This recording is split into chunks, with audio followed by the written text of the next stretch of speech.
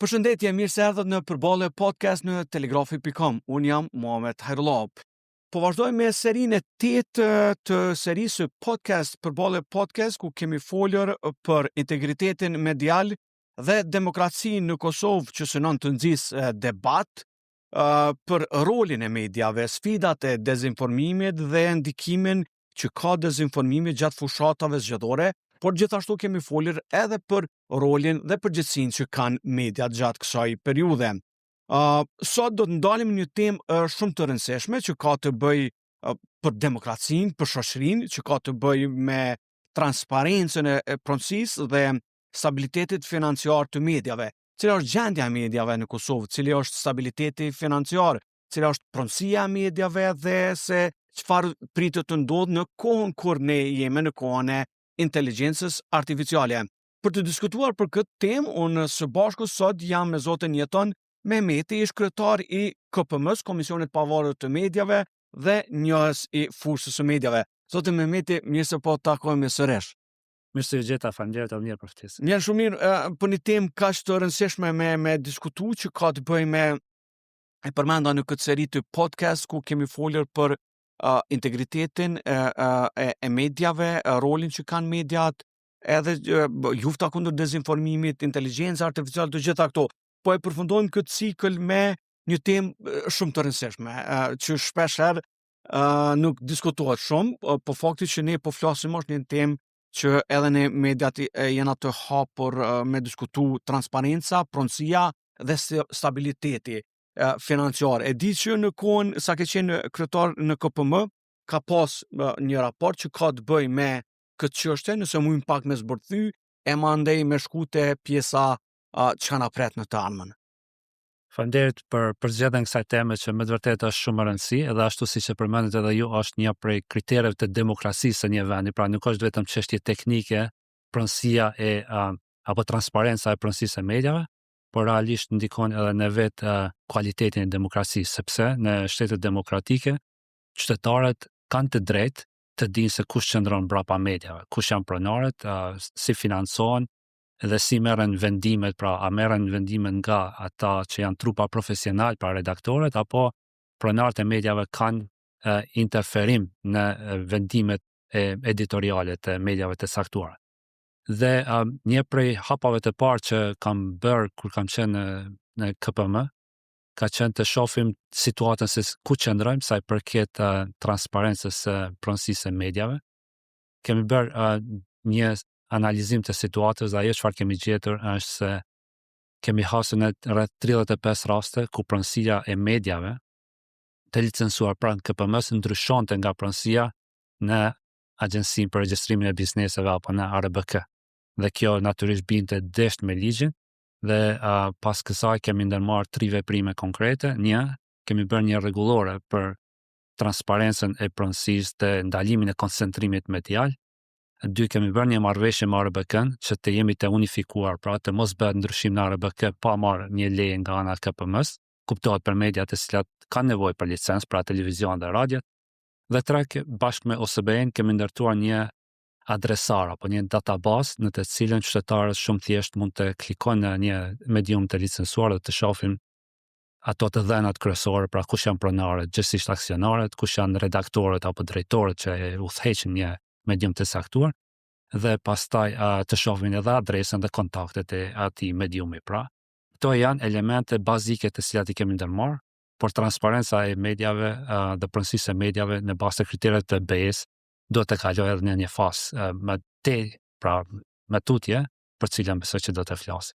Po, kjo për shkak që përmende demokracinë dhe aspektin profesional, tash po flas tu si profesionist I fushës, për shkak që ekziston edhe Këshilli I Mediave të Shkruara, edhe KPM-ja në këtë rast, 2 institucione jashtëzakonisht të rëndësishme, që ka të bëjë edhe me ato për shembull te Këshilli I Mediave të Shkruara, e që është obligative te mediat profesionale të vendoset njëna prej temave që kemi diskutuar gjatë është ajo elementare, është impresumi I redaksisë, pra të dihet kush është pozitat e kryeredaktorit, redaktorët përgjithës, gazetarëve, autorët, pronësia e shtëpisë mediale, pra pronari ose drejtori.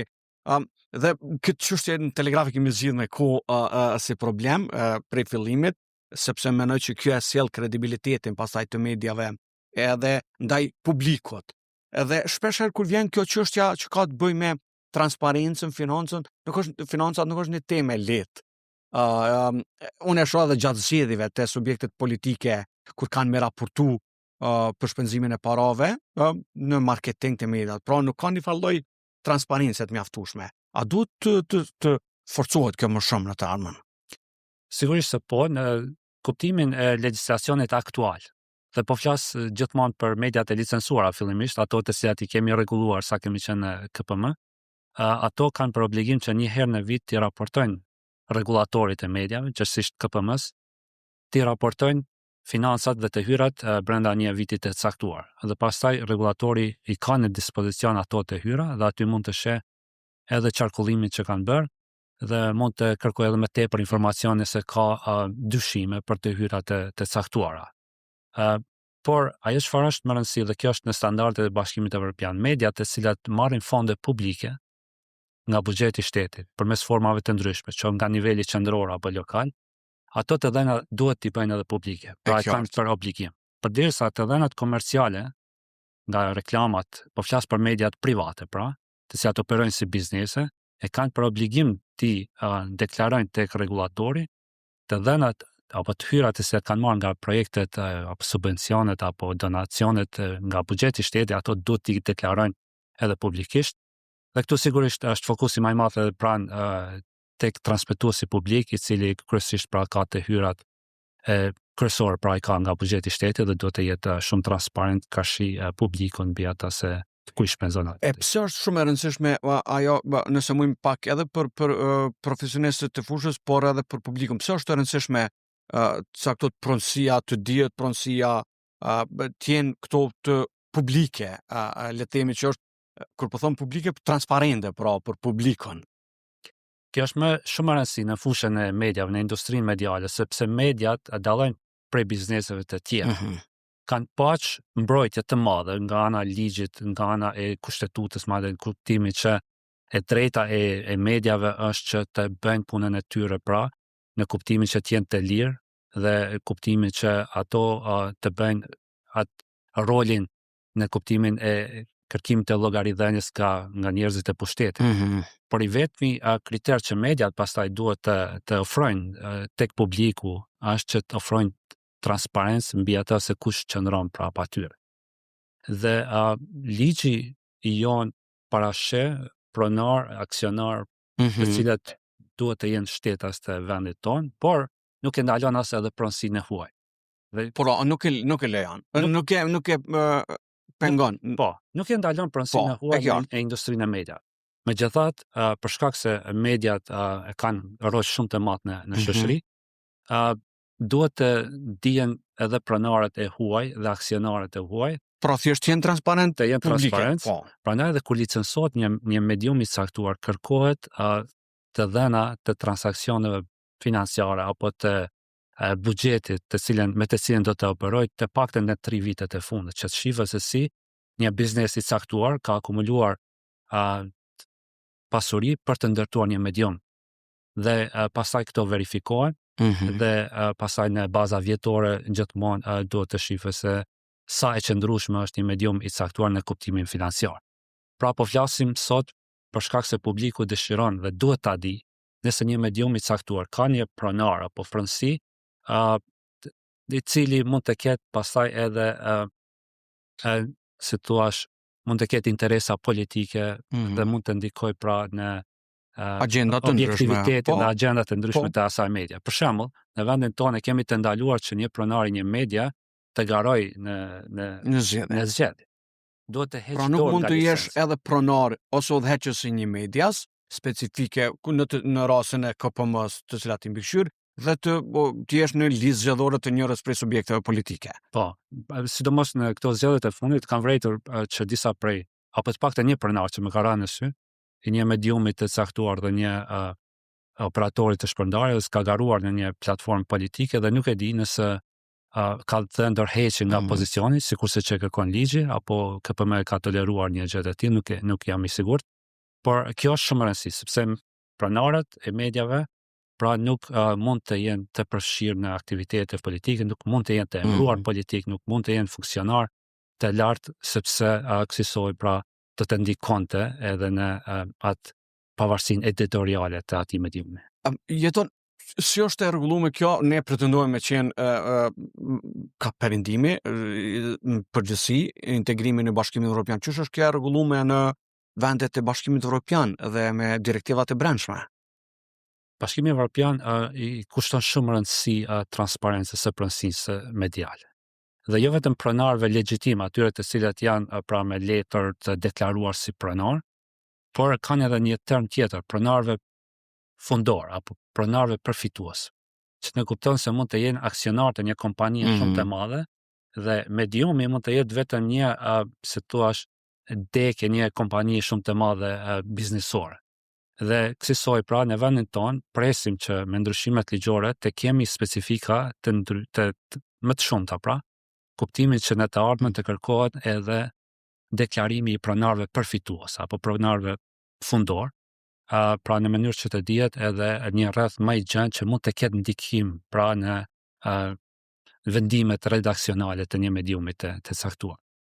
Pra e para kjo është që kërkon përveç pronarëve legjitim edhe pronarë të tjerë përfitues. E dyta çfarë kërkon Bashkimi Evropian dhe këtë e ka thënë me aktin e fundit i cili ka hyrë në fuqi në vitin e kaluar, që është akti për European Media Freedom Act apo akti i Bashkimit Evropian për lirinë e mediave, që kërkon një database të pronësisë së mediave.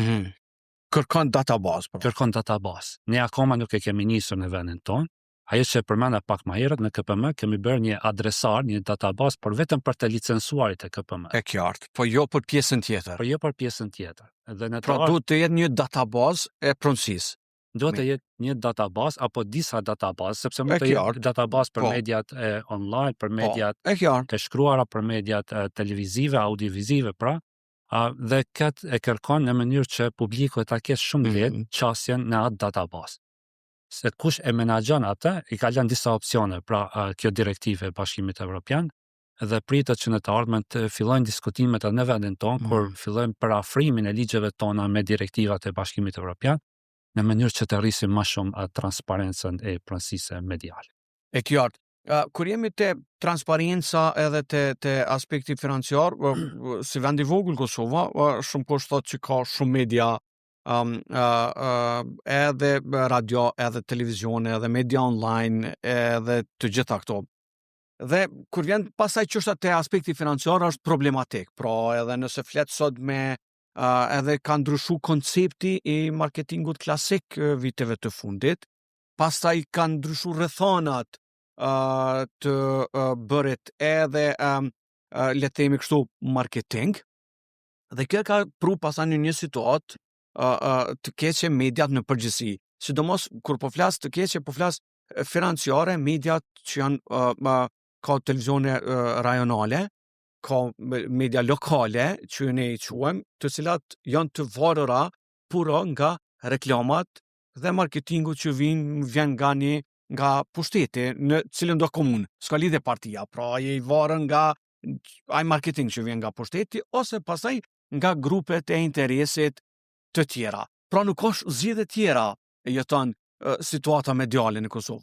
Dhe kjo është pastaj edhe në nivelin nacional. Pra marketingu kryesor i brendshëm, për shkak që Google edhe ne kemi diskutu nuk e një gjuhën shqipe në Google Ads dhe Google AdSense, edhe kjo e penalizon pastaj komplet ekosistemin medial.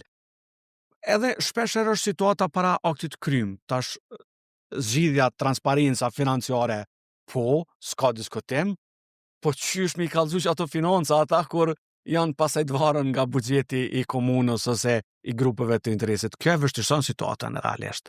Por realisht vërtet është kjo që po thonë ju, ne i referohemi si pluralizëm medial dhe në vendin ton apo në çdo vend është dashur të kemi pluralizëm të brendshëm dhe të jashtëm. I brendshëm në kupton që një medium i saktuar të ketë lirinë që të ketë zëra të ndryshëm, pra që të mos jetë i vetëm në një vije politike, pra aty të ketë liri, të ketë storie edhe për parti të ndryshme, pra.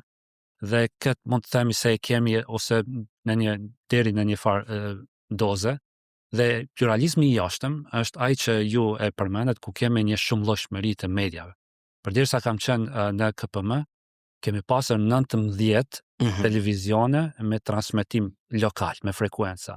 19 dhe 119 të tjera që janë televizione të cilat pra nuk kanë frekuencë, por kanë licencë dhe operojnë vetëm përmes operatorëve të shpërndarjes. Shtoja kësaj 84 radio dhe 35 operatorë të shpërndarë. Ta operatorë të shpërndarës janë kompani të cilat ne I referohemi edhe si kompani kablovike.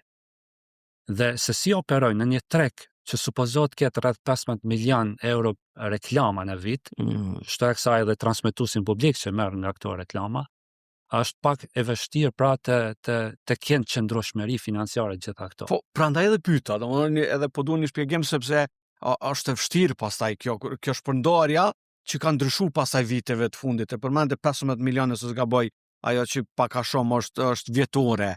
Dhe tash kjo kur shpërndohet në të gjitha, çka po mbet atë pastaj? Prandaj kemi një situatë jo shumë të mirë të qëndrueshmërisë së mediave në vendin tonë. Kuptimin që mediat lokale, sidomos radio dhe televizionet lokale, kanë një buxhet tepër modest me të cilin operojnë. Sakt. Ad hoc, aty për aty. Aty për aty. Prandaj shpesh edhe detyrohen që të hyjnë në kontrata me komunat e caktuara për të për të përcjellur aktivitetet e tyre. Protokollare. Si një farë lloj propaganduesi jo zyrtari, zëdhënie. Pikërisht gjë që mund të ndikojë në pavarësinë e tyre editoriale.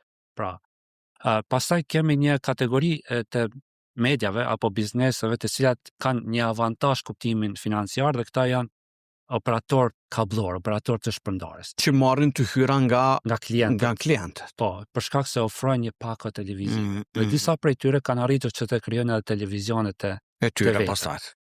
Çfarë kemi bërë ne? Kemi ndërtuar një rregullore që kemi ndaluar koncentrimin medial apo monopol. Dhe kemi thënë që këta operator të shpërndarjes mund ta kenë vetëm një televizion generalistik.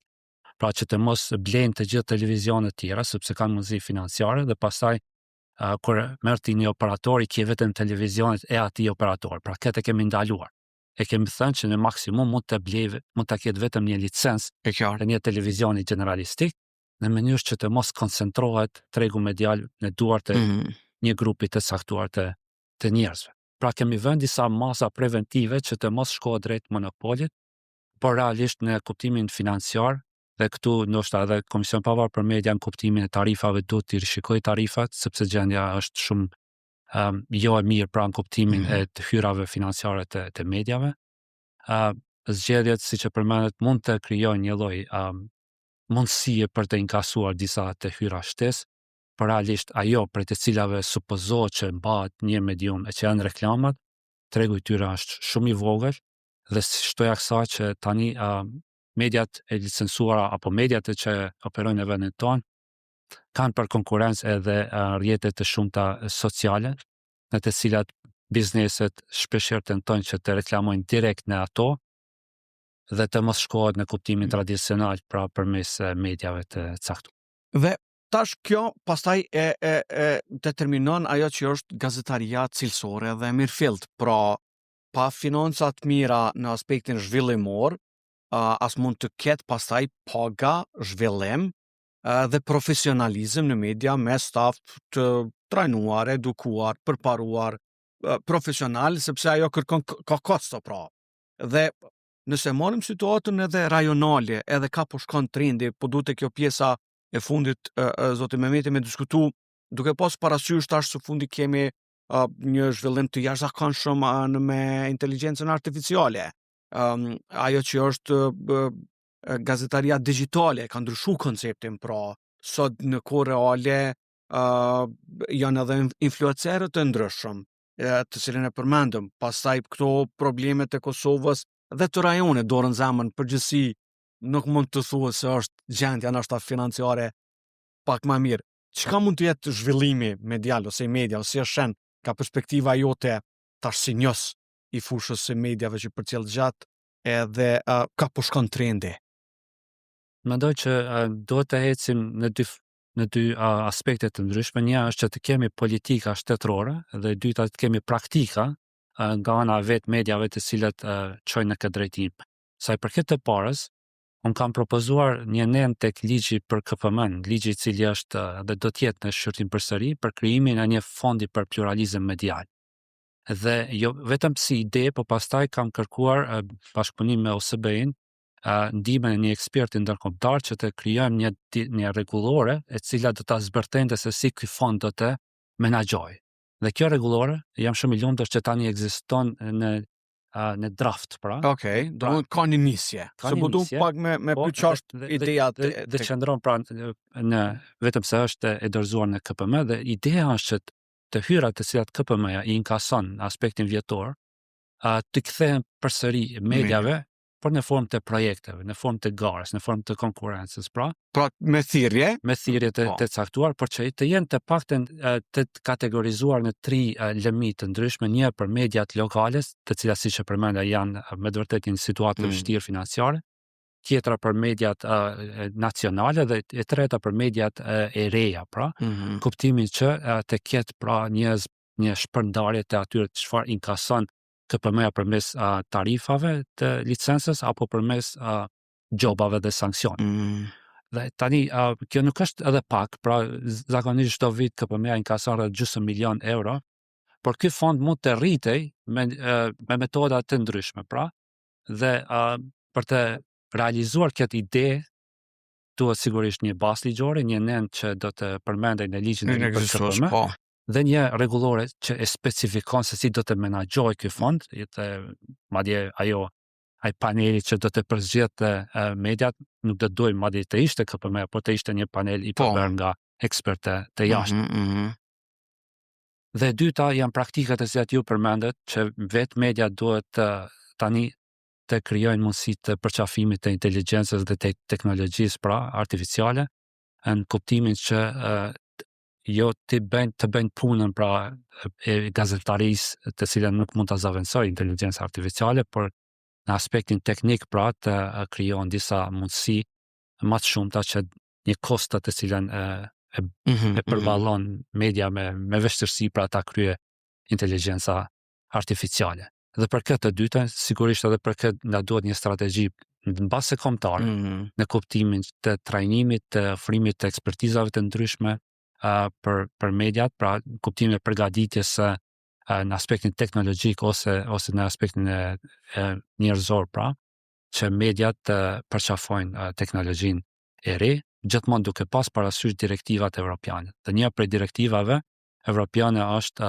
për mbi përdorimin e inteligjencës artificiale në media, dhe këtë unë supozoj që tani me qeverinë e re do të kemi një lëvizje në kuptimin e transpozimit të 2 ose 3 direktivave të BE-s që ndërlidhen me fushën e mediave në vendin tonë, e që janë pra akti evropian për lirinë e mediave, DSA apo akti direktiva për shërbimet audiovizuale dhe kjo për inteligjencën artificiale.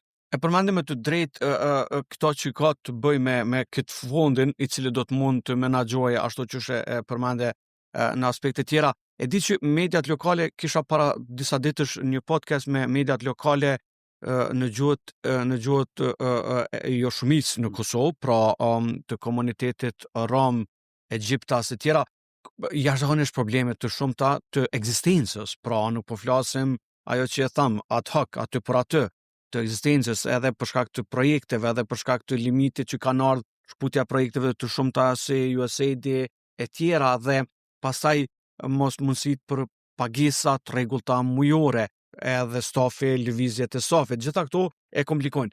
Dhe kohëve të fundit nuk ka pas ajo që qeveria ka qenë një reklamues, ju e dini, gjatë me reklamat fillimisht në gazeta, historikisht që ka shku, pastaj me reklamat të ndryshme ministrit përkatëse në për media online me shpallje e pendera ku ta diun, dhe ato pastaj u eliminuan të gjitha. Dhe shpeshherë është këtë diskutimi mes profesionistësh edhe qeverisë në takime të ndryshme, nëse e kanë bërë si veprim, atëherë cila është alternativa.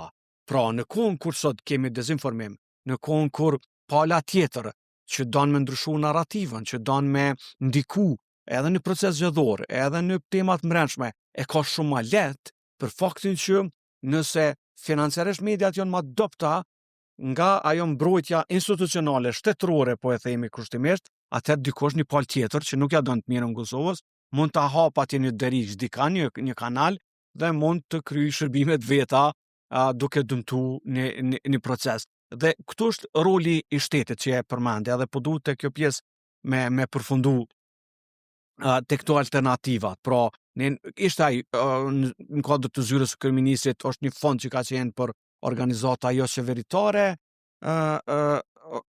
edhe pastaj edhe për media, po kryesisht për media të komuniteteve.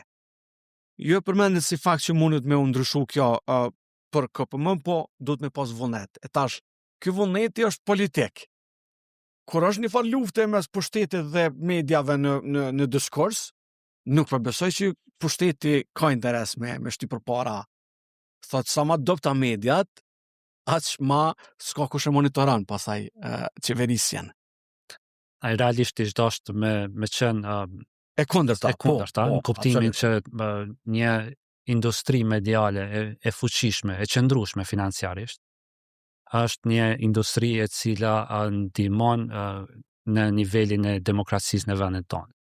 Shpeshherë sikur mendojmë se mediat ekzistojnë vetëm për ta mbajtur pushtetin ose qeverinë në lup, por realisht mediat janë edhe zë i qytetarëve, i komuniteteve, i njerëzve me probleme sociale. Kemi një numër të madh të historieve investigative në vendin tonë. Kam rastisur të jem në jurinë e Bashkimit Evropian për historiat për gazetari hulumtuese në vendin tonë. Dhe nga gjitha ato që kam parë, shumica kanë bëjnë me telashe, me probleme sociale të njerëzve, të cilat kërkojnë drejtësi për pronësim, për gjërat e tjera. Pra, jo të gjitha janë se tuash historie të cilat synojnë një luftë me pushtetin. Absolutisht, po. Pra, problemet përditshme. Janë problemet përditshme. Dhe kur flasim për pushtetin, nuk e flasim vetëm për qeveri, gjitha institucionet publike, të cilat merren apo financojnë nga buxheti i shtetit, duhet të jenë në nënvëzhgimin e një palë të tretë, që është media. Pra, në këtë kuptim, pra, ky është roli i mediave në vendin tonë, pra që të gjitha institucionet publike të jenën se tuash vëzhgimin e tyre, sepse kjo rrit edhe transparencën e atyre institucione. Dhe realisht me ish dasht që duhet të mendohet edhe kjo, edhe prapë e përmeni, direktivat e BE-s janë shumë rëndësi për vendin tonë. Edhe ata ka një, se tuash një përkufizim për këtë, që quhet ndihma shtetërore, po state aid, sepse edhe ndihma shtetërore ka disa kritere se si mund të jepet në kashim medjave, por nuk ka ndonjë pengesë që të ofrohet aty ku synimi i medjave është që të rrisë se thua llogaridhënien e pushtetit, që të ofrojë më shumë informacion, që të ofrojë emisione edukative, kulturore kështu me radhë. Pra ka kritere, por nuk janë të pabëshme dhe të pa realizueshme, vetëm duhet vullnet politik, pra, që të kemi mekanizma funksional, që të kemi politika të qëndrueshme të cilat ndihmojnë mediat dhe të kemi masa lehtësuese për mediat aty ku është e mundur. Edhe me këto që përfundove si mesazh jashtëzakonisht mirë, jeton Mehmeti, faleminderit shumë për këtë diskutim për një temë kaq të rëndësishme që ka të bëjë me transparencën, pronësinë dhe stabilitetin e mediave, një temë që nuk diskutohet shumë, por mirë është edhe mediat edhe na me diskutu për një temë kaq të rëndësishme sepse janë të ndërlidhura njëra me tjetrën. Faleminderit shumë edhe një herë për kohën. Faleminderit. Shikoj ndëruar, ishim me zotin Jeton Mehmeti, ish kryetari i KPM-s, njësi i mediave në serinë e podcast ku kemi diskutuar në kuadër të asaj që është integriteti medial dhe demokracia në Kosovë, që synon të nxjisë dhe debat dhe diskutim për mediat, sfidat e dezinformimit dhe ndikimin që ka dezinformimi edhe në procese zgjedhore, por edhe roli i organizatave të shoqërisë civile dhe institucioneve që merren me media. Shihemi në përballje podcast të radhës.